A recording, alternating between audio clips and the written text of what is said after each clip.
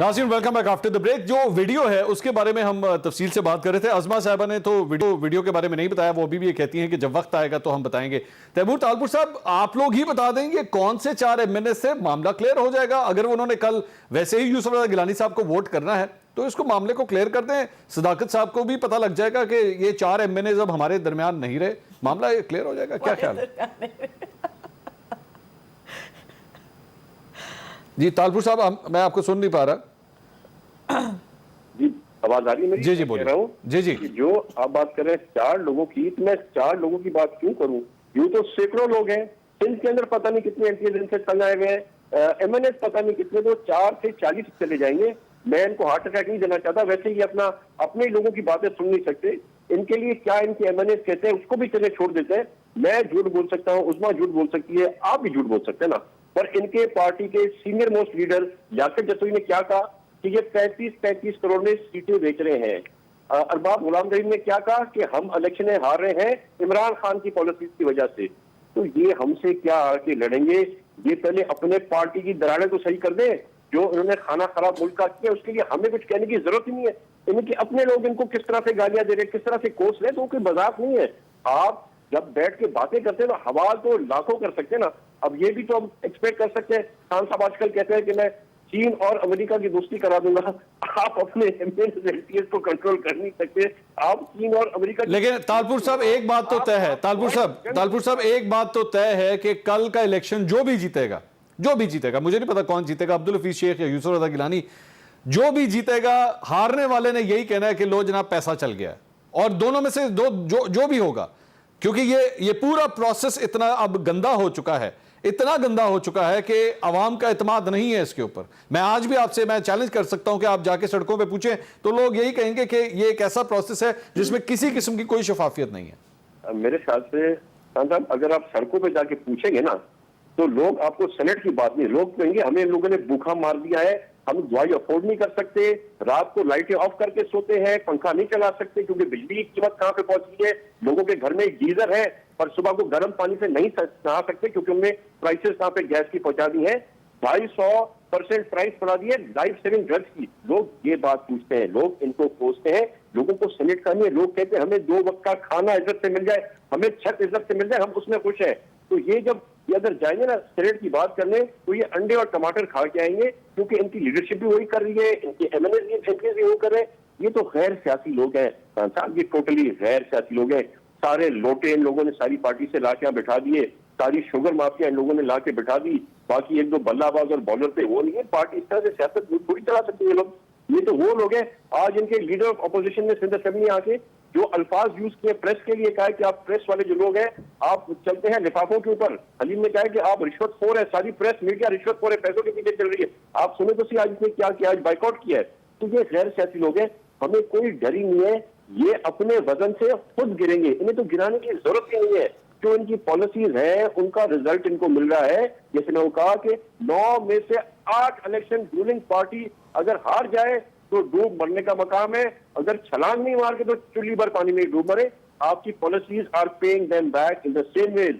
कौन सी जमात के साथ हुआ है, कौन सी पार्टी के साथ, तो हिस्ट्री देख ले कि इस तरह से इनके MPs, इनके MNAs आके ओपनली कहते इनको वोट नहीं करेंगे। सीनियर इनके PTI के लोग सारे इनको छोड़ के चले गए। तो ये इनकी पॉलिसीज जो है इनके लिए अपना ही एक लम्हा फिक्रिया है, हम लोगों को ज्यादा जरूरत नहीं है। और आपको मैं बता दूं इलेक्शन ज्यादा दूर नहीं है, इलेक्शन बहुत करीब है। परसों एक और शो रखे, सारा सामने आ जाएगा।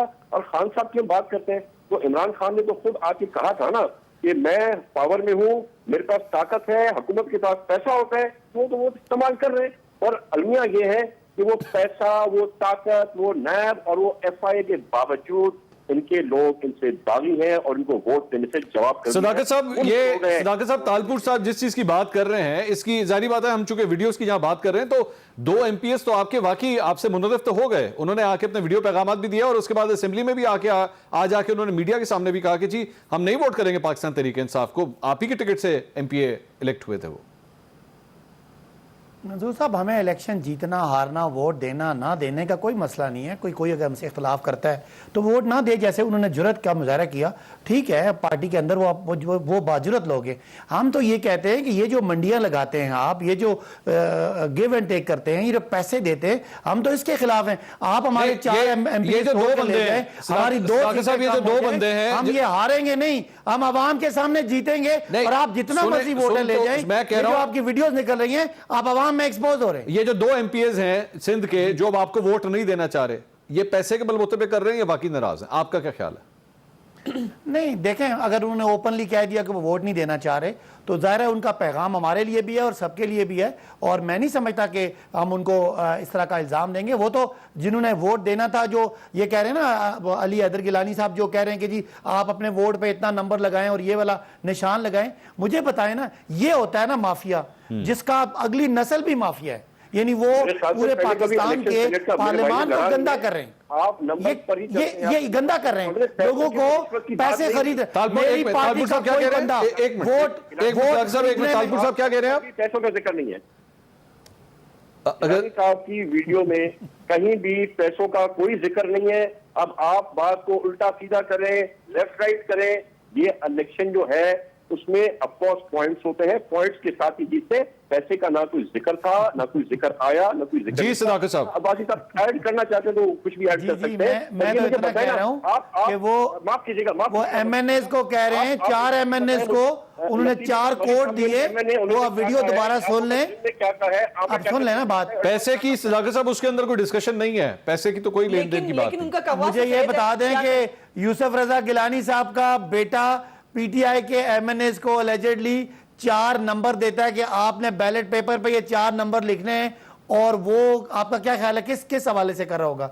वो बगैर पैसों का, वो तो कह रहा है, वो तो प्यार हो गया, सदाकत साहब, वो तो तरह का वोट भी देना चाहता है, वो तो वोट जाया करना चाहता है। सदाकत साहब, वो तो खुद कह रहा है कि मैंने कहा क्राइम है, ये सिर्फ एक क्राइम है। वो आपसे मैं कह रहा हूं कि वो खुद कह रहा है, मान रहा है ये बात कि हाँ जी मैंने कैंपेनिंग की है, मैंने, ये मेरी ही वीडियो है, तो मैंने ही पीटीआई के लोगों को कहा है। एक तो चोरी, ऊपर से सीना चोरी। नहीं, हिम्मत का, इनको हिम्मत देखें इनकी कि इनको समझते हैं कि कौम का इखलाकी मेयार इतना नीचे चला गया।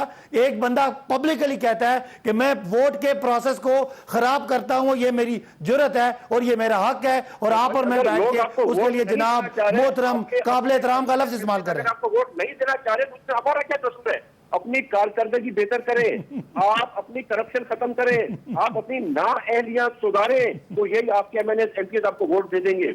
आपके एमएनएस एमपीएस आपको वोट देने को तैयार नहीं। ये तो कल बात होगी कौन किसको वोट देगा, कौन जीतेगा, लेकिन आज की रात पीपल्स पार्टी, पीएमएलएन और पीडीएम का कैंडिडेट पब्लिक के सामने नंगा हो गया, एक्सपोज हो गया, और पीटीआई इलेक्शन से पहले ही जीत चुकी है अखलाकी तौर पे। नंगे साहब आते ही हो गए थे, आप पहले 100 दिन के अंदर नंगे हो गए थे, आपको नंगा होने की जरूरत नहीं पड़ी ज्यादा। 100 दिन के अंदर आपने दिखा दिया आपकी हैसियत क्या है। चले, मैं मेरे ख्याल में इस डिस्कशन को मजीद अब आगे बढ़ाते हैं। अज़मा साहिबा, अब ये एक सवाल जो मुझे आया था वो मैं आपसे, आपकी पार्टी से, मरियम नवाज साहिबा आज शाइया में नहीं आई यूसुफ रज़ा गिलानी साहब की, खैरियत थी? मतलब जी बिल्कुल खैरियत। हमजा शहबाज साहब की वापसी हो गई है?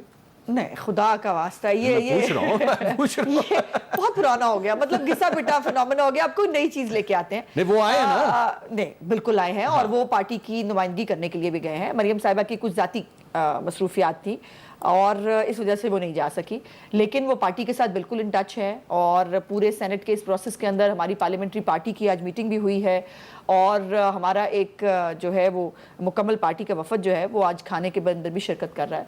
सो हर जगह मरियम नवाज साहिबा नहीं जा सकती, किसी एक जगह ना भी जाए तो उनको बख्श दिया करें। हर वक्त उसमें से कॉन्स्पिरेसी थ्योरी ना ढूंढा करें। सब मैं देखें, सेनेट के इलेक्शन से पहले तमाम पार्टियां, मैं एक बात करना चाह रहा हूं, आप रहने दें, मेरी बारी है, तो तमाम वहां पे मौजूद, और सिर्फ कोई बात नहीं ना। मरियम नवाज ना हो के भी हर जगह होती है। मरियम नवाज का नाम ही काफी है, वो हर जगह, वो ना हो के भी हर जगह होती है। और ये है ना बेचारे मरियम नवाज को याद करने के लिए सारे ए टू ज़ेड ये इसी काम लगे रहेंगे। अभी इलेक्शन कमीशन की मैंने वो देखा है तर्जुमान का स्टेटमेंट, जिसमें फवाद चौधरी के स्टेटमेंट पे उन्होंने रिएक्ट किया। उन्होंने कहा कि फवाद चौधरी साहब गलत बयानी से काम ले रहे हैं, जो उन्होंने इलेक्शन कमीशन के बाहर अभी कहा कि जी कोई बंदा अंदर मौजूद नहीं था, कोई होना चाहिए। उन्होंने कहा ये गलत बयानी से काम ले रहे हैं और हम अंदर मौजूद है। ये इससे अंदाजा लगा लीजिए झूठे मक्कार और खाइन आदमी है। बोलिए सदाकत साहब। इन्होंने एक बात की थी, मैं वो बात करना भूल गया था कि ये कौन सी मीटिंग चल रही है। बीबी, मैं पार्टी का रीजनल प्रेसिडेंट हूँ, हम पार्लियामेंट लॉजेस में सारे एमएनए से इकट्ठे बैठते हैं, हमने वहां पे अपनी गिनती किया, अपने ड्यूटियां लगाई हैं किसने किस। बहुत अब शुक्रिया ना बदले सदाकत अली बात, अब ना अब्बासी साहब, बदले। असली साहब और नवाब तैमूर तालपुर साहब। नाज़रीन, प्रोग्राम से अब तक के इतना ही। ब्रेक लेंगे, ब्रेक के बाद आप देख सकेंगे एक्सप्रेस हेडलाइंस। देखते रहिए एक्सप्रेस न्यूज।